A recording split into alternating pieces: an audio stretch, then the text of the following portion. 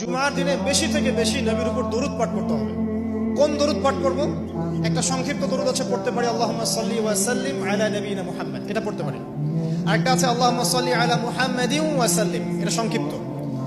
আর যদি আপনার সামনে নবীর নাম উচ্চারণ করা হয় বলবেন সাল্লাল্লাহু আলাইহি ওয়াসাল্লাম।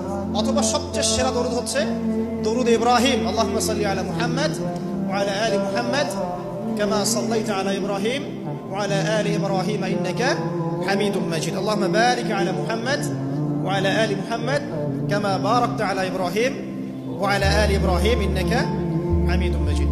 এটা প্রথম আমল, জুমার দিনে করবেন। এছাড়া প্রত্যেক দিন সকালে 10 বার এবং সন্ধ্যায় 10 বার করে দরুদ পড়বেন। তাহলে কি হবে?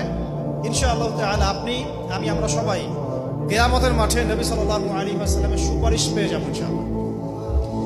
সুপারিশ সম্পর্কে একটা হাদিস শুনিয়ে দেই, যথেষ্ট হবে ইনশাআল্লাহ। নবী সাল্লাল্লাহু আলাইহি ওয়াসাল্লাম বলেছেন, আমার উম্মতের যে ব্যক্তি, যে কোনো ব্যক্তি, নারী পুরুষ, সাদা কালো, বাঙালি, পাকিস্তানি, আফগান, সিরিয়ান, যেখানকার মানুষ হোক না কেন, যে কোনো ব্যক্তি, সে যদি শিরক না করে মারা যায়, আল্লাহর সাথে শিরক করে নাই, এই অবস্থায় মারা গেছে, নবী সাল্লাল্লাহু আলাইহি ওয়াসাল্লামের সুপারিশ তার উপর ওয়াজিব হবে ইনশাআল্লাহ। ইনশাআল্লাহ সে জান্নাতে যাবে যদি শিরক না করে মারা যায়। অন্য যে কোনো পাপ আল্লাহ যাকে ইচ্ছা মাফ করতে পারে।